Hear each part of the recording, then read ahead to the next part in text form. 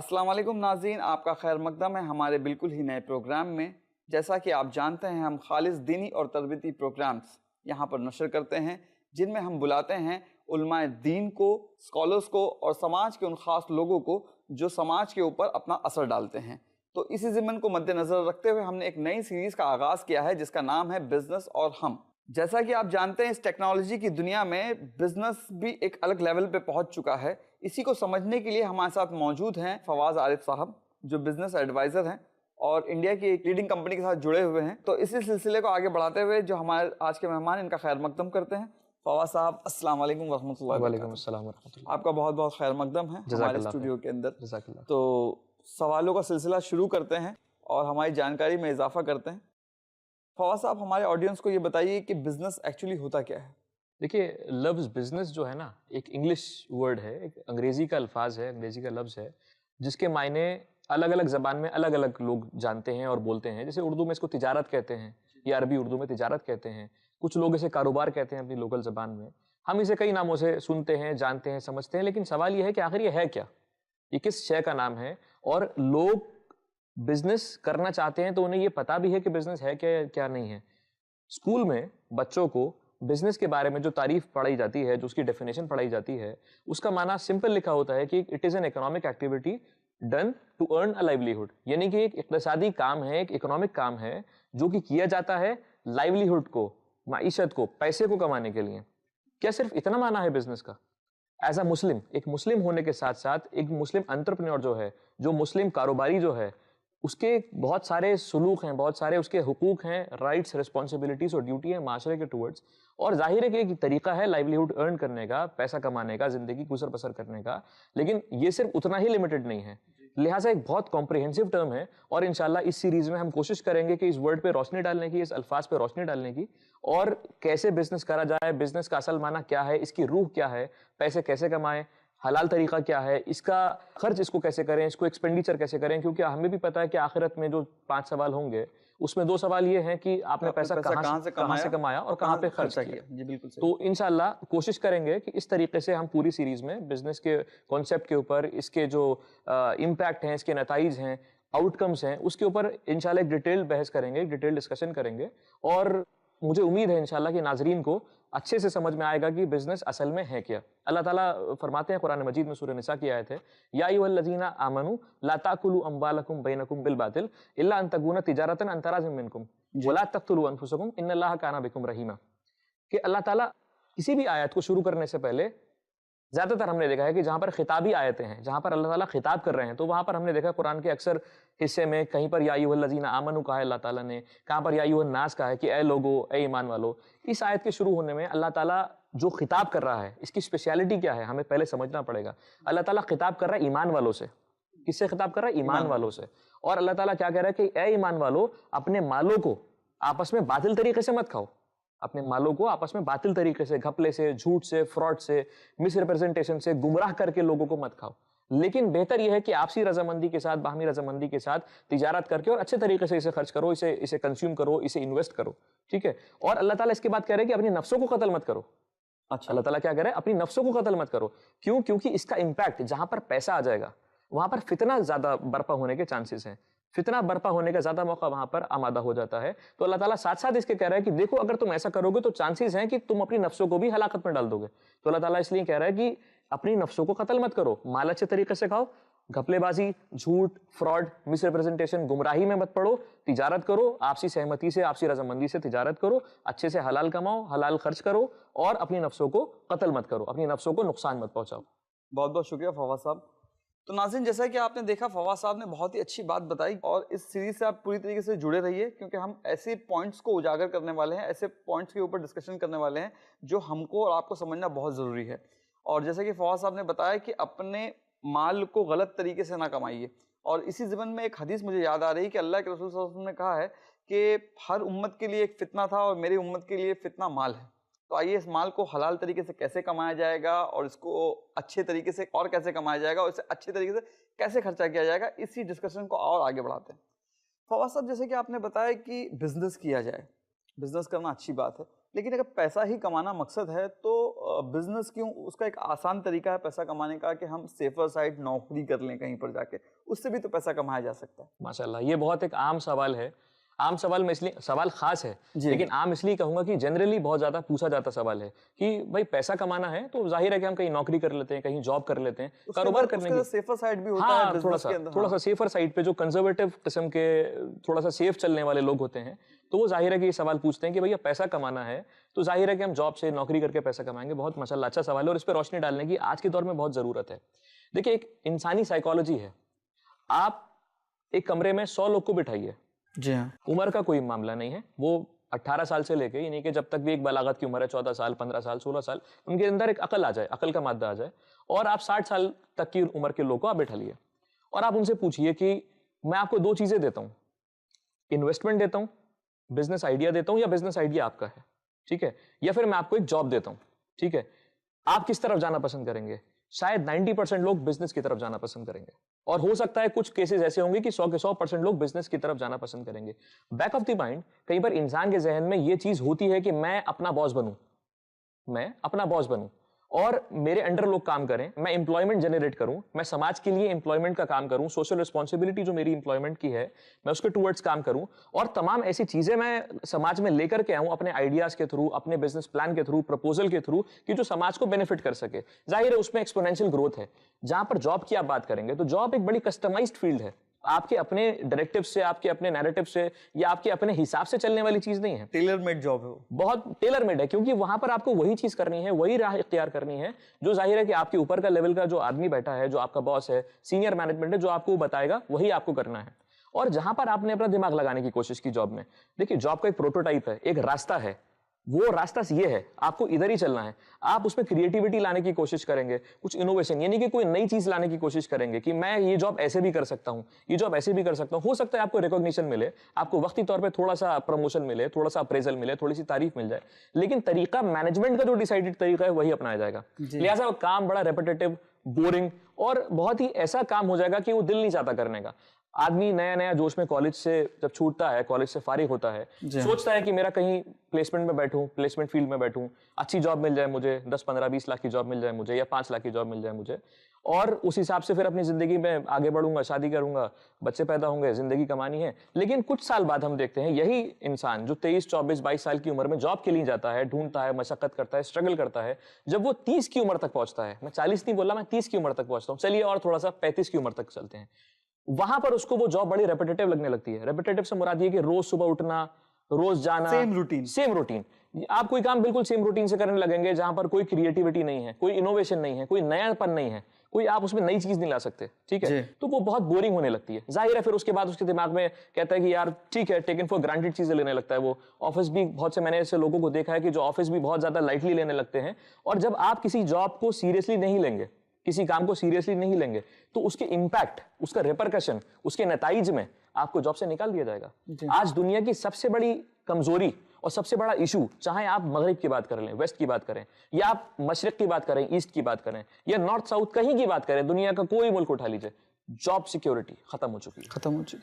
Job मिलना भी बहुत मुश्किल है। जॉब सिक्योरिटी खत्म हो चुकी है, जॉब मिलना बहुत मुश्किल है। दूसरी बात, जॉब में ग्रोथ है नो डाउट, लेकिन एक्सपोनेंशियल ग्रोथ नहीं है। एक्सपोनेंशियल ग्रोथ मैं बता देता हूं क्या मतलब होता है एक्सपोनेंशियल ग्रोथ का। एक्सपोनेंशियल ग्रोथ का मतलब यह है कि डेली, रोजाना ग्रोथ मिलना, वो सिर्फ पॉसिबल है कारोबार में। जी हाँ, कारोबार एक इतना बड़ा फील्ड है, इतना बड़ा दुनिया है, इतना बड़ा प्लेग्राउंड है, मैदान है, कि जहां पर अगर आपको छोड़ दिया जाए ट्रेन करके, या अगर आपके पास कुछ ऐसा प्लान है, कुछ ऐसा टेस्ट है जो आपने अगर अपनी ऑडियंस को दे दिया, टारगेट ऑडियंस को, और अगर वो टेस्ट उसके पास चल गया, जिसे हम यूएसपी कहते हैं, यूनिक सेलिंग पावर कहते हैं, ठीक है, आपके पास कोई ऐसी चीज हटके होनी चाहिए कि अगर वो चल गई, ठीक है, अल्लाह ताला के फजल से, जाहिर है कि आदमी की अपनी मेहनत होती है, लेकिन सबसे बड़ा फजल उस रब्बुल आलमीन का है। बिल्कुल, उस रब के मदद से, उस अल्लाह की मदद से अगर वो चल गई, यकीन मानिए इतनी एक्सपोनेंशियल ग्रोथ है कि आप तसव्वुर नहीं कर सकते। आप एक दुकान से 10 दुकानें बना सकते हैं, लेकिन शायद एक जॉब से एक घर भी खड़ा नहीं कर सकते। बहुत मुश्किल है, बहुत मुश्किल है। दूसरी बात, कुछ ऐसे पॉइंट्स हैं कि बिजनेस में इनोवेशन की बात, क्रिएटिविटी की बात, नएपन की बात, बिजनेस पे सबसे पहले आपकी जो अपनी नॉलेज है, जो एक्सपर्टीज है, इंशाल्लाह हम लोग जरूर आएंगे इंशाल्लाह जी। नाज़रीन, जैसे कि फवाद साहब ने बताया कि यूएसपी होना चाहिए और कुछ इनोवेशन होना चाहिए, और आप जॉब के अंदर जब आप कंटिन्यूसली एक ही जॉब को करते रहते हैं तो आप उसके आदी हो जाते हैं, उसके अंदर नयापन नहीं रहता, इंटरेस्ट खत्म हो जाता है। लेकिन उससे पहले बहुत सारे ऐसे सवालात हैं जो मेरे जहन में हैं और डेफिनेटली वो आपके सवालात होंगे, तो आइए फवाद साहब से वो सवालात पूछता हूँ। फवाद साहब, वो सवाल जो आपने कहा, जब बहुत अच्छी बात बताई कि यूएसपी कुछ ऐसा होना चाहिए, लेकिन बिजनेस स्टार्ट करने के लिए जो फाइनेंस की ज़रूरत है, जो कैपिटल होना चाहिए, वो कहाँ से आएगा? देखिए, बहुत बड़ी प्रॉब्लम है हमारे यूथ के साथ। मेरा ये जो इंशाल्लाह ये जो हमारी सीरीज है, हम कोशिश करेंगे कि हम एक तरफ तो यूथ को टारगेट करें। हमारा जो एक मोटिवेशनल बात होगी, एक टॉक जो है मोटिवेशनल, थोड़ी सी हम इसको करने की कोशिश करेंगे कि जिससे यूथ थोड़ा सा इंस्पायर हो सके। और ऐसे लोग जो रिमोट जगहों से आते हैं, जो ऐसी जगहों से आते हैं कि जिनका मेट्रोपॉलिटन सिटीज से छोटी सिटीज से आप अगर उसको समझें तो वहां से ताल्लुक रखते हैं, उनके लिए अपॉर्चुनिटीज, उनके लिए एक्सपोजर, उनको दुनिया देखना, जिसे कहते हैं ना कि भाई हम बड़े शहर में नहीं रहते, हम छोटे शहर में रहते हैं, तो लिहाजा हम बिजनेस कैसे कर सकें, ये भी इसी का एक पॉइंट है। इंशाल्लाह इसको कवर करने की कोशिश करेंगे पूरा। आपका सवाल जो है कि कैपिटल का रिक्वायरमेंट है, देखिए आज की डेट में अगर हम बिजनेस प्लान्स देखें, जो ऐसे स्टार्टअप्स हैं, ऐसे कारोबार हैं नए जो शुरू हुए हैं, अगर हम वहां पर देखें तो बहुत सीड लेवल से शुरू हुए, वो जहां पर इन्वेस्टमेंट ना के बराबर था। मैं ये नहीं बोलूंगा कि इन्वेस्टमेंट जीरो था, क्योंकि जाहिर है कि जो लोग कहते हैं कि जीरो इन्वेस्टमेंट से शुरू करना, यूट्यूब पे 10 वीडियो पड़े हैं कि जीरो इन्वेस्टमेंट से कारोबार शुरू करिए, वो बेवकूफ बनाने के तरीके हैं। ठीक है, जीरो इन्वेस्टमेंट कुछ नहीं होता, अपने व्यूज चाहते हैं, वो एक अपने व्यूज चाहते हैं, ठीक है ना। हाँ, ये जरूर है कि इन्वेस्टमेंट का जो टेंटेटिव अमाउंट है, जो उसका एक्सटेंट है, जो उसका एक पैसा है, रकम है, वो जाहिर है कि वो कम बढ़ती हो सकती है। अब उनको फवाद साहब, माजरत चाहता हूं कि ब्रेक का वक्त हो गया है, इंशाल्लाह बाकी बातें हम लोग ब्रेक के बाद करते हैं इंशाल्लाह। नाज़रीन, आप कहीं भी मत जाइएगा, बहुत ही इंटरेस्टिंग टॉपिक चल रहा है। मेरे साथ मौजूद हैं फवाद आरिफ साहब, जो बता रहे हैं बिजनेस के नए नए आइडियाज़, और इस सीरीज से आप जुड़े रहिए क्योंकि बहुत सी ऐसी इंटरेस्टिंग बातें आप लोगों के सामने आने वाली हैं जो इससे पहले इस टीवी चैनल के ऊपर कभी नहीं आई हैं। तो बिल्कुल भी कहीं मत जाइएगा, वापस आते हैं ब्रेक के बाद।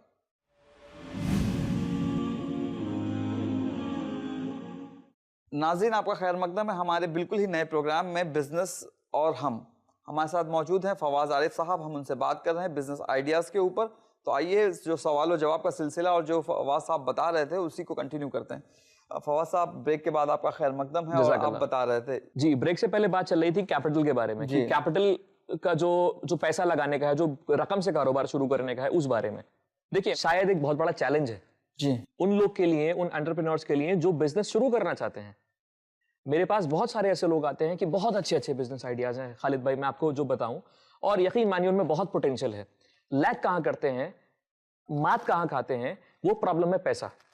बहुत सारे हमने सुने हैं और देखा भी होगा पोस्टर्स अखबार वगैरह में, मैगजीन में। आजकल इंटरनेट का जमाना है तो यूट्यूब पे भी बहुत सारे वीडियोस आपको मिल जाएंगे अगर आप सर्च करेंगे, कि जो कहते हैं कि हम जीरो इन्वेस्टमेंट पे बिजनेस शुरू कराएंगे। ठीक है, वो कहीं ना कहीं फ्रॉड है। ठीक है, जीरो इन्वेस्टमेंट कुछ नहीं होता, जीरो इन्वेस्टमेंट कुछ नहीं होता। हाँ, ये जरूर है कि कैपिटल का जो है आपका बिजनेस में लगाने का जो मामला है, जो इन्वेस्टमेंट का जो मामला है, वो कम बढ़ती हो सकता है। आप एक 100 करोड़ का यूनिट लगा सकते हैं और आप 1 लाख में भी शायद वो यूनिट लगा सकते हैं। अभी बड़ी हैरानी की बात है यार, 100 करोड़ और 1 लाख कोई कंपैरिजन ही नहीं है, कोई मुकाबला ही नहीं है। ठीक है ना, प्रॉब्लम क्या है? अच्छा, अब मैं एक छोटी सी बात यहाँ पर ऐड करना चाहूंगा कि हमारा जो यूथ है, खासतौर पे मैं यूथ की तरफ ज्यादा सेंट्रिक होना चाहूंगा, और लेकिन कोशिश हमारी इस प्रोग्राम में यही रहेगी कि यूथ को भी एक डायरेक्शन दिया जाए और ऐसे लोगों को भी एक डायरेक्शन दिया जाए, एक नैरेटिव उनके जहन में डाला जाए जो कि रिमोट एरिया से आते हैं, जो छोटी जगहों से आते हैं हिंदुस्तान के, या और भी जो जहां पर हमारे व्यूवर्स हैं माशाल्लाह पूरी दुनिया में, कि जिनकी रीच, जिनकी पहुंच बड़े शहरों तक नहीं है, बड़ी मार्केट्स तक नहीं है। ठीक है, बड़े कंज्यूमर्स तक नहीं है, बड़े बायर्स तक नहीं है, बड़े खरीदारों तक नहीं है। लेकिन फवाद साहब, इस इंटरनेट के दौर के अंदर मुझे नहीं लगता कि ऐसा कि अगर आपका प्लान सही हो तो आपकी पहुंच बड़े मार्केट तक नहीं हो सकती। खालिद भाई, मैं उस पॉइंट पे आऊंगा इंशाल्लाह, और ये शायद एक सोच बन चुकी है जो आप कह रहे हैं, लेकिन फेलियर के चांसेस बहुत ज्यादा हैं। ओके, फेलियर के चांसेस बहुत। आप अगर कभी देखेंगे किसी भी खिलाड़ी को, ठीक है ना, वो शायद ये सोचता है कि उसे वो चीज बहुत अच्छी आती है, लेकिन जब तक उसे ट्रेनिंग नहीं मिली, जब तक उसने उस चीज को लर्न नहीं करा, समझा नहीं, अंडरस्टैंड नहीं करा उसको, और वो बगैर सोचे समझे उस चीज में कूद गया, तो जाहिर है कि फेलियर का रेट 90% से 95% हो जाता है। जी हाँ। मैं बात जो कर रहा था, मैं कर रहा था यूथ की बात। ठीक है, तो हमारा जो इरादा है वो दोनों तबकों को लेकर चलने का है, यूथ को भी और ऐसे लोगों को भी जो बहुत रिमोट एरिया से आते हैं, जो बहुत छोटी जगहों से आते हैं। अब वो 21, 22, 23, 24 साल का लड़का हुआ, ठीक है ना, या स्टूडेंट रहा, वो कॉलेज से फारिग हुआ, उसने बैचलर्स की डिग्री कर ली या मास्टर्स की डिग्री कर ली, एमबीए कर लिया, वगैरह वगैरह, जो भी हमारे बिजनेस के कोर्सेज हैं जो चलते हैं, डिग्री कोर्सेज, वो कर लिया। अब उसकी पहली सोच ये रहती है कि मैं जॉब करूंगा, ठीक है। हाँ, डेफिनेटली जब जी आदमी कॉलेज में जाता है जी और फिर उसके बाद में वो फारिग होता है जी जी जी और मास्टर्स करता है किसी चीज में, तो उसका एक बिल्कुल। सोच जहन बना हुआ है लोगों का कि इतनी पढ़ाई करने के जी बाद जी में जी मुझे तो नौकरी करनी है। क्यों? Safer side. Safer side. दूसरा पहलू, कारोबार कैसे शुरू कर सकता हूँ? मेरे वालिद के पास तो पैसा नहीं है, जी मुझे तो कारोबार शुरू करने के लिए पैसा चाहिए। जी कुछ साल जॉब करूंगा, कैपिटल इकट्ठी करूंगा, अपना पैसा इकट्ठा करूंगा और अपना कारोबार शुरू करूंगा। मैं कहता हूं क्या चांस है वो कारोबार जो आप 5 साल बाद 10 साल बाद शुरू करेंगे सक्सेस हो जाएगा, कामयाब हो जाएगा? कोई प्रोबेबिलिटी, कोई चांस कुछ है? कुछ आपने बैक ऑफ द माइंड सोचा कि मेरा रास्ता ये है, मुझे इस तरीके से चलना है, मुझे ये यहां से सोर्सिंग करनी है, यहां से माल खरीदना है, यहां पर ट्रेडिंग करनी है, यहां पर माल बेचना है? सवाल कैपिटल का है, ठीक है ना? अब इशू क्या है? आप मिसाल ले लीजिए एक बॉटल की, पानी की बॉटल की, ठीक है ना? फिल्टर्ड बॉटल आती है, ठीक है? उसके लिए अगर आप कहीं पर जाएंगे और आप मार्केट रिसर्च करेंगे, बिजनेस स्टडीज की रिसर्च करेंगे, तो आपको पता चलेगा कि शायद 50 लाख से 1 करोड़ रुपए तक एक अच्छा प्लांट आप लगा सकते हैं। और एक आम इंसान के पास इतना पैसा, एक्स्ट्रा पैसा बिजनेस पे लगाने के लिए नहीं है। लिहाजा अगर उसके पास कुछ बहुत अच्छा प्लान है कि मैं मिनरल वाटर को फ्लेवर्ड करके दे दूं, एक छोटा सी मैं आपको बात बता रहा हूं कि मार्केट में अगर उसका टेस्ट चल जाए और मेरा प्रोडक्ट मार्केट में बूम अप कर जाए, चल जाए, तो उसकी सक्सेस की रेट ज्यादा होगी। लेकिन वो लैक कहां कर रहा है? वो एंटर क्यों नहीं कर पा रहा मार्केट में? वो बिजनेस में एंटर क्यों नहीं कर पा रहा? Because of lack of capital, पैसे की कमी है। आजकल आपने एक टर्म अगर सुना हो, आउटसोर्सिंग। आउटसोर्सिंग आउटसोर्सिंग की मुराद ये है कि प्रोडक्ट कोई और बनाता है और ब्रांडिंग आपकी होती है। अगर आप अपना प्लांट लगाने की कोशिश करेंगे किसी भी चीज की, मैं जैसे बॉटल का एग्जांपल दे रहा हूं, बॉटल की मिसाल दे रहा हूं, अगर अपना बॉटल वाटर का आप प्लांट लगाने की कोशिश करेंगे, जो पानी की बोतल है उसका प्लांट लगाने की कोशिश करेंगे, शायद 1 से 2 करोड़ रुपए आपके लग जाए इन्वेस्टमेंट के तौर पे, और उतना ही पैसा आपको सर्कुलेशन में चाहिए, घुमाने के लिए चाहिए अपने बिजनेस का पहिया, टर्नओवर जिसको कहते हैं, टर्नओवर घुमाने के लिए आपको चाहिए, वर्किंग कैपिटल चाहिए। लेकिन अगर मैं आपसे यही बात कहूं कि आप किसी ऐसी इंडस्ट्री को ढूंढिए, किसी ऐसी फैक्ट्री को ढूंढिए जो ऑलरेडी इस फील्ड में हो और कुछ इंप्रोवाइजेशन के साथ वो आपका ब्रांड लगाने की कोशिश कर दे, आपकी उससे स्ट्रैटेजी बन जाए, आपके उससे एग्रीमेंट बन जाए, तो वो जो काम 1 से 2 करोड़ रुपए में होने का था शायद वो 1 लाख में हो जाएगा। आपको छपवाने की क्या कॉस्ट है? खाली स्टिकर छपवाने की तो कॉस्ट है। बिल्कुल सही। उसके बाद आपको एडवर्टीजमेंट करना है। आपका पैसा डूबा भी तो कितना डूबेगा? 50,000, 60,000, इससे ज्यादा तो डूबेगा ना। तो हमें क्या चाहिए ना, हमें सोचना है कि हमको इसका एक ऑल्टरनेट वे क्या मिलेगा। एक रास्ता तो है, ठीक है, मुझे मेरे पास 2 करोड़ रुपए एक्सेस पड़े हैं और मुझे एक नया इन्वेस्टमेंट करना है। जाहिर है 2 करोड़ रुपए मुझे कारोबार चलाने के लिए भी चाहिए। कितना हो गया? 2 + 2 4, 4 करोड़ चाहिए। किसके पास 4 करोड़ होंगे? एक फैक्ट्री बनाने के लिए। फिर फैक्ट्री में कंप्लायंस है, लीगल है, टैक्सेशन है, सीए को पकड़ो, वकील को पकड़ो, इसको पकड़ो, उसको पकड़ो, स्टाफ रखो। मैं पागल हो जाऊंगा, कोई भी आदमी पागल हो जाएगा, लगा नहीं पाएगा। लेकिन वही चीज अगर आप एक छोटे स्केल से शुरू करें, मैं बहुत सारे ऐसे एग्जाम्पल दूंगा इंशाल्लाह, जो स्टार्टअप्स हैं जो कामयाब हो गए, छोटे स्केल से शुरू करें, अपने शहर में, अपनी मार्केट में अगर उसको लाने की कोशिश करें और फ्री सैंपल शुरू में देने की कोशिश करें, अपना ब्रांड लगा के। प्रोडक्ट बना वहां पर, बॉटलिंग हुई कहीं और, ब्रांड आपका लग गया, और दिस इज ओके, ठीक है, जेन्युइन बात है कि आपने उससे एग्रीमेंट कर लिया, कॉन्ट्रैक्ट कर लिया, कुछ साल की ब्रांडिंग आपने ले ली, ठीक है ना। तो जो काम आपका 2 करोड़ से 4 करोड़ में होने का था, शायद आप 50,000 से 1 लाख तक हो जाएगा। मैं समझता हूं कि ये शायद ये चीज को थोड़ा क्लियर कर पाएंगे इंशाल्लाह। जज़ाकल्लाह, बहुत बहुत शुक्रिया। नाज़रीन, जैसा कि आप देख रहे हैं, फवाद साहब हमारे साथ मौजूद हैं और बता रहे हैं बिजनेस के आइडियाज़। आप देख रहे हैं मेरे हाथ में ये पेन है और मैं चाहता हूं कि ऑडियंस से भी कि आप भी अपने साथ में पेपर और पेन रखें। बहुत सी ऐसी बातें हैं जिनको आपको नोट करके रखना है। तो जो बातें फवाद भाई ने की हैं, आइए उन्हीं बातों में से कुछ पॉइंट्स मैंने नोट करके रखे हैं, आइए उन नोट की भी बातों में से कुछ उनसे सवाल पूछता हूँ और फिर मजीद आगे बढ़ाएंगे हम इस प्रोग्राम को। फवाद साहब, जैसे कि आपने कहा कि जीरो आइडियाज जो होते हैं वो बिल्कुल काम नहीं करते, जीरो इन्वेस्टमेंट आइडियाज होते हैं वो बिल्कुल काम नहीं करते। लेकिन आप लोगों से अक्सर सुनने में ये आता है कि यूट्यूब्स के ऊपर बहुत सारी जगहों पर देखने को मिलता है कि जीरो बिजनेस से आप आइडिया से शुरू कर सकते हैं, तो वो क्या बिल्कुल ही फेक होते हैं वो? देखिए, मैं बिल्कुल तो नहीं बोलूंगा, लेकिन अक्सरियत जो है उसमें वो व्यूज बढ़ाने का उनका मकसद रहता है। आपको वो किस तरफ माइल कर रहे हैं पहले हमको समझना पड़ेगा। देखिए, हमारे सामने एक उसूल है तिजारत करने का, हमारी शरीयत। हमारी शरीयत के परव्यू में अगर वो चीज आएगी हम उसको बखूबी करेंगे, नहीं आएगी नहीं करेंगे। यूट्यूब पे अक्सर काम डेटा एंट्री के होते हैं, लेकिन क्या काम आप खुद बताइए, आप माशाल्लाह इतने बड़े कॉर्पोरेट्स में रहते हैं, जाते हैं, क्या वाकई डेटा एंट्री को आउटसोर्स करता होगा? शायद नहीं, क्योंकि उनका डेटा बहुत कॉन्फिडेंशियल होता है, ठीक है ना। वो क्या करते हैं ना, वो डेटा एंट्री के नाम पे पैसे लेते हैं। वो कहते हैं कि मेंबरशिप फीस भरो। वो मेंबरशिप फीस 10 से 12, 15, 20 हजार रुपए होती है, ठीक है, स्पॉन्जी स्कीम की तरफ ले जा रहा है। हाँ बिल्कुल। और वो आपने मेंबरशिप फीस भरी, वो शायद वेग या फेक कुछ आपको कुछ 2-4 प्रपोजल्स देते हैं, और फिर अक्सर जो लोग हैं उनकी शिकायत रहती है कि हमारा पैसा डूब गया। तो जाहिर है कि बगैर सोचे समझे, बगैर उसकी तहकीक करे, रिसर्च करे, हम अगर किसी भी चीज में ऐसे घुस जाएंगे तो नुकसान होना तय है।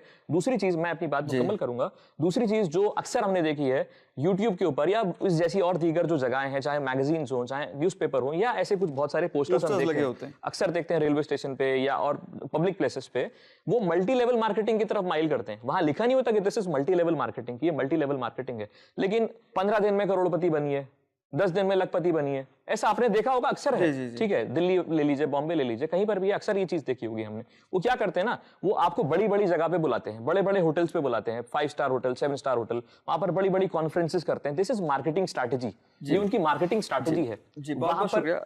टाइम बहुत कम है और बातें बहुत ज्यादा है, मुझे आपसे जाननी है और ऑडियंस को भी बतानी है। आपने एक बात बीच में कही थी, ट्रेनिंग लेना बहुत जरूरी है। जी जी जी। तो ट्रेनिंग के ताल्लुक से एक आदमी का कितना लंबा टाइम का पीरियड हो सकता है? अभी उसने पढ़ाई करके वो आया है, उसको पैसे की भी जरूरत है, अब यहाँ ट्रेनिंग भी लेना है, ट्रेनिंग जरूरी है अपने स्टार्टअप को स्टार्ट करने के लिए? देखिए, ट्रेनिंग से मुराद ये नहीं कोई ट्रेनिंग क्लासेस चल रही है जी, मैंने कतन ये नहीं बोला कि ट्रेनिंग क्लासेस लो, ट्रेनिंग क्लासेस में एनरोल हो जाओ, कोई ऐसे बड़ा सा ऑडिटोरियम है, क्लासरूम है, वहां पर एक लेक्चरर खड़ा है, प्रोफेसर खड़ा है, आपको बता रहा है कि बिजनेस कैसे करो। थियोरेटिकल किताबी जबान में आप कभी बिजनेस नहीं कर सकते, कभी प्रैक्टिकल नहीं हो सकते। लर्निंग का मतलब क्या है? छोटे स्केल पे शुरू करना, पायलट प्रोजेक्ट लेके शुरू करना, ठीक है, ऑब्जर्वेशन खोलना, आपको अपने आजा, अपने ऑर्गन्स, अपने कान, नाक, आंख सब खोलना पड़ेगा, आपको देखना पड़ेगा, समझना पड़ेगा दुनिया में चल क्या रहा है, बिजनेस के फील्ड में, बिजनेस के शोबे में क्या एडवांसमेंट है, लोग किस तरीके से कर रहे हैं। अगर आप ऑब्जर्वेंट नहीं होंगे, if you are not a good observant, अगर आपने अपनी ऑब्जर्विंग पावर, अपनी महसूस करने की पावर नहीं खोली, शायद आप कभी एक सक्सेसफुल बिजनेसमैन नहीं बन पाएंगे। हम देखते हैं कि छोटे छोटे शहरों में लोग दुकानें खोल के बैठ जाते हैं और अल्हम्दुलिल्लाह दुकान चलती भी है, लेकिन क्या आप उसे कारोबार कहेंगे? सुबह 8 बजे एक इंसान उठता है सो के, ठीक है, पता नहीं फजर की नमाज पढ़ी नहीं पड़ी, 8 बजे सो के उठा, 9 बजे उसे दुकान खोलनी है, रात के 11 बजे तक, 10 बजे तक वो दुकान पे बैठेगा, ठीक है ना, उसकी फैमिली लाइफ खत्म, उसके बच्चों की लाइफ खत्म, बच्चों की तरबियत क्या हो रही है, फैमिली की तरबियत क्या हो रही है। मैं तो उसे कारोबार नहीं कहूंगा, मैं तो उसे सिर्फ एक दुकान कहूंगा, क्योंकि छोटा शहर है, एक्सपोजर नहीं है, अभी तक वहां पर ये इलेक्ट्रॉनिक आजा नहीं पहुंच पाए हैं, जैसे कि ई कॉमर्स की जो बात है, वहां तक रीच अभी तक आज की डेट तक नहीं हो पाई है, लिहाजा उनका कारोबार चल रहा है। लेकिन बिजनेस का एक पीरियड होता है 10 साल का, 20 साल का, जिसमें पूरा बिजनेस पलटता है, पूरा बिजनेस करने का तरीका पलटता है, चेंज हो जाता है पूरा। अगर हम उस चेंज के साथ नहीं चलेंगे, irrespective of the place we are living, इससे कोई मतलब नहीं कि हम कहां पर रह रहे हैं, ठीक है ना, अगर हम उसके साथ एडवांसमेंट नहीं करेंगे। आपने एक बात देखी होगी, बहुत पहले जो कारोबार करने का तरीका था, तो लोग पुटलियों में बांध के, बड़ी बड़ी पोटली में बांध के कपड़े लाया करते थे, बर्तन लाया करते थे, घरों घरों जाया करते थे, डोर स्टेप सेलिंग जिसको कहा करते थे। उसके बाद थोड़ा सा जमाना बदला, फिर ठेले का दौर आ गया, रिक्शा का दौर आ गया कि लोग ठेले पे सब चीज लेके गए, सर्विसेज उन्होंने देना शुरू करी, लॉन्ड्री सर्विसेज, वो ठेले पे कपड़े लेके जाते थे, फिर स्त्री करके, आयरन करके उसको वापस करते थे। फिर और थोड़ा सा जमाना बढ़ा कि जिसको लोकल जबान में खोखा कहते हैं, लकड़ी का एक छोटा सा दुकान टाइप का बना के उसमें काम करा करते थे, जो आज भी हमें रिमोट एरियाज में देखने को मिल जाएंगे। फिर और थोड़ा सा जमाना तब्दील हुआ, दुकान का दौर आ गया, फिर और जमाना तब्दील हुआ, वेबसाइट का दौर आ गया, फिर और जमाना तब्दील हुआ, ऐप का दौर आ गया। कितना तेजी से तब्दील हो रहा है, और दुकान से वेबसाइट से ऐप शायद 10 साल से ऊपर नहीं हुए हैं अभी। बहुत बहुत शुक्रिया फवाद साहब। जज़ाकल्लाह। नाज़रीन, जैसा कि आप देख रहे हैं, फवाद साहब बहुत ही खास और बहुत ही अच्छी मालूमात हमें दे रहे हैं। नाज़रीन, इस गुफ्तगू को हम मजीद और भी जारी रखेंगे, मगर अगले एपिसोड में। वक्त हो चुका है आपसे अलविदा लेने का, मुझे दीजिए इजाजत और रखिए अपना ख्याल। अस्सलाम वालेकुम वरहमतुल्लाहि वबरकातुहू।